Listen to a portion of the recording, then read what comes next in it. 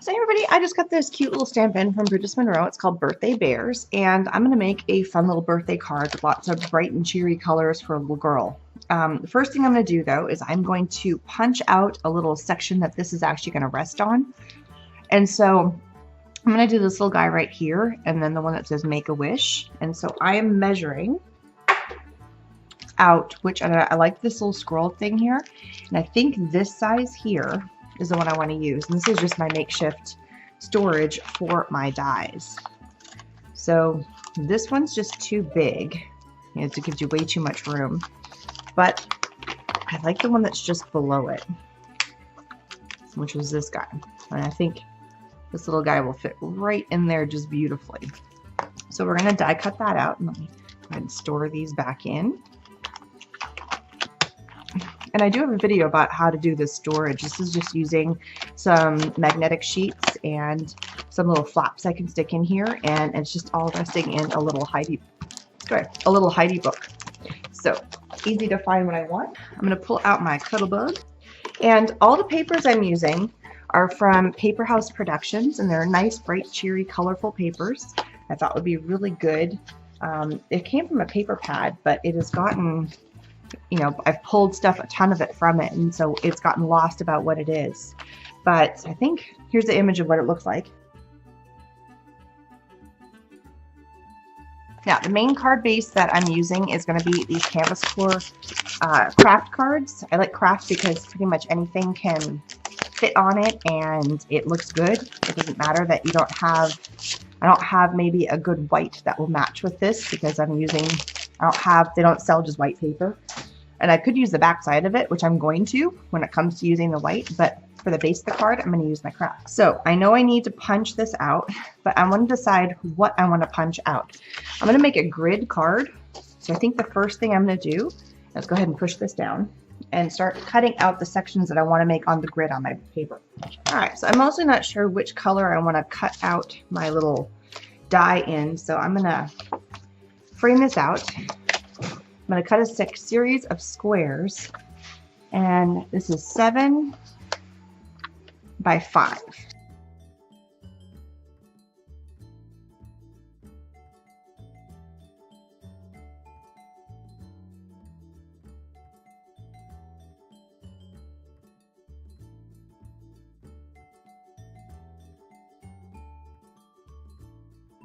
All right, so I'm sticking with just pinks and purples here, and I cut out a whole bunch, and these are all 1.5 inch squares. And basically what I'm doing is I'm kind of gridding them out and going 3 across and 4 down.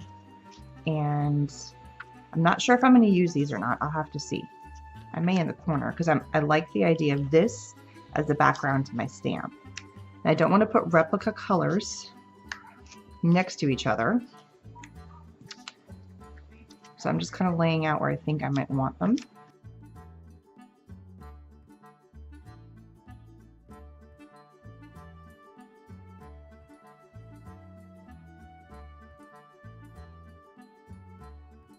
Okay, so I went ahead and grabbed the bigger die and ran through another sheet from the pack that was another purple color. Again, I'm trying to keep all within the pinks and purples. There is orange and there's teal inside the package. It's just not quite striking my fancy right now. So I've lined up all my pieces, and I am going to cut something that's going to actually fit in this strip because it's a little bit off from top to bottom, front and side, and I think it would look funny. So I'm going to fill in by doing a separate strip. So here I'm going to do a layer of 2 different dies stacked onto each other, and that looks a little bit more of the right perspective. So I'm liking that so far. So then what's going to happen is that this little guy is going to get stamped into there. So the top of this has got another pink color, and I'm just doing a band, and I like this dark color.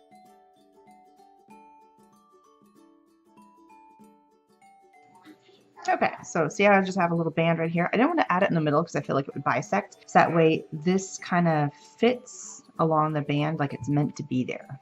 All right, so I just tested out my inks, and I really like the aubergine for this corner right here for on the purples, and I'm using rouge because we don't have a true pink in the surface inks. So, and these are both British Monroe ink. So I'm going to use the rouge, which is kind of like a dark pink, almost a red, but I think it'll fit within this scheme that I have going on here. So I'm going to go ahead and take my aubergine for all the purples and the rouge for all the pinks.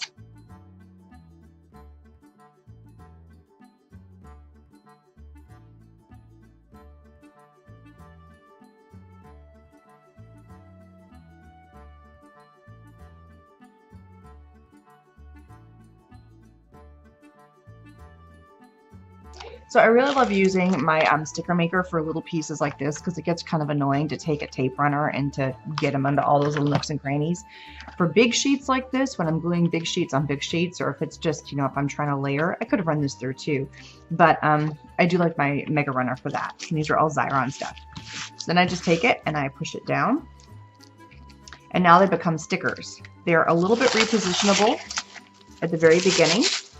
So because I'm trying to make an exact layout here, I've got some room to groove. And I'm just going to start positioning them where I want them.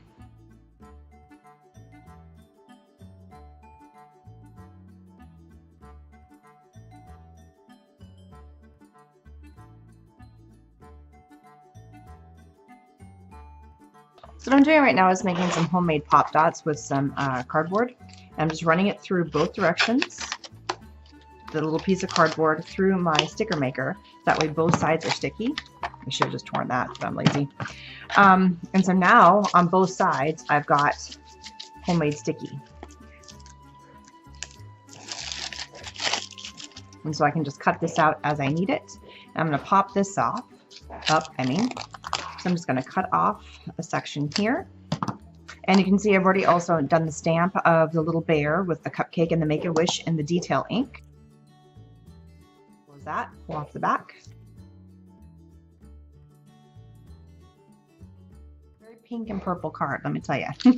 So I've got some various pink and purple cards, and I'm not going to do the whole bear because I really want him to pop out, but I don't want to be completely off on my coloring. So I'm going to do his little hat and then the cupcake.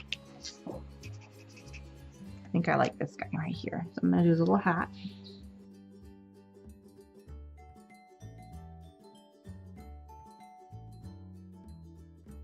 I'm using a variety of different pens. These are iron lac pens, and then here's some Tombow pens. I'm just kind of playing with whichever the right color is. I also have some Faber-Castell. So I'm just kind of using for whatever color works best.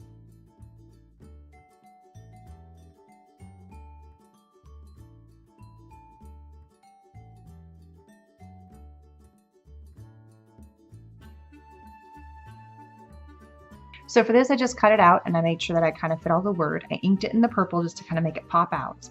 And on one side, because I'm going to tuck it in, I've put a little pop dot because this whole layer is a little bit bigger. And I just put regular adhesive on this side so it can just kind of fit right here. It's popped. It's now the same height. I'm going to kind of try and tuck it in just a tiny bit to our little guy right here. All right, so I decided that it needed just one more little layer. So what I did is I pulled out a couple of colors, and I didn't like the purple because it just hid. But these little pops of yellows here, so I thought I'd kind of bring in another fun color. So I pulled out some yellow twine, and this is just a trim, and then I tied a tiny little bow. And you'll see an up-close picture here in a second. I left one leg longer, so it kind of curled around. Everything's so linear, so I thought I'd have something that one that kind of against the grain. So for this, all I'm going to do is glue this on. I'm going to use my Beacon 3-in-1 and just put a little dollop of glue under the main part of the bow.